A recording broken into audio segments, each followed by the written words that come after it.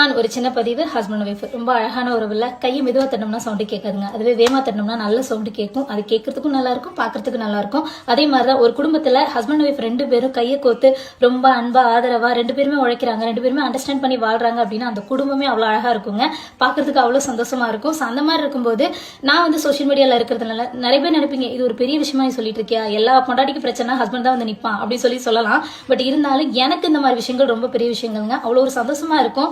என்ன அப்படின்னா நான் சோஷியல் மீடியால இருக்கிறதுனால எனக்கு நிறைய பிரச்சனைகள் வரும், நான் பிசினஸ் பண்ணிட்டு இருக்கிறதுனால எனக்கு நிறைய இடைஞ்செல்லாம் இருக்குன்னு வச்சுக்கோங்களேன். அப்படி இருக்கும்போது நம்மளை வந்துட்டு நம்ம என்னதான் கரெக்டாக இருந்தாலும் நம்மளை சித்தரிக்கிறதுக்குனே ஒரு அஞ்சலி விஜயராசிகள்லாம் சுத்திட்டு இருக்கும், ஒரு கூட்டம் சுத்திட்டே இருக்கும். நம்மள அசிங்கமா பேசுறது, நம்மள வேற மாதிரி வந்துட்டு ப்ரொஜெக்ட் பண்றது, அந்த மாதிரிலாம் நடந்துட்டு இருக்கும் இல்லையா. அப்படி இருக்கும்போது ரீசெண்டா ஒரு விஷயத்தை நான் ரொம்ப டிஸ்டர்ப் ஆனேன், பயப்படல டிஸ்டர்ப் ஆனேன். என்னோட வேலையில என்னால் கான்சன்ட்ரேட் பண்ண முடியல, என்னடா எப்ப பார்த்தாலும் வந்துட்டே இருக்கான், பிளாக் பண்ண அப்படின்னு சொல்லிட்டு அந்த பிரச்சனை, அந்த விஷயத்தை பத்தி ஒரு பிரச்சனை ஓடிட்டு இருக்கு, போன்ல கன்வர்சேஷன் ஓடிட்டு இருக்கு. அப்படி இருக்கும்போது ஒரு 10 நிமிஷத்துல என் ஹஸ்பண்ட் அங்க இருந்து ஆளை காணும். 15 நிமிஷத்துல பாத்தீங்கன்னா அவனோட ஸ்பாட்டுக்கு போயிட்டாங்க. அங்க போய் ஒரு சில பிரச்சனைகள்லாம் முடிச்சுட்டு திருப்பி வந்துட்டாங்கன்னு வச்சுக்கோங்களேன். வந்த உடனே என் கையை பக்கத்துல கூப்பிட்டாங்க.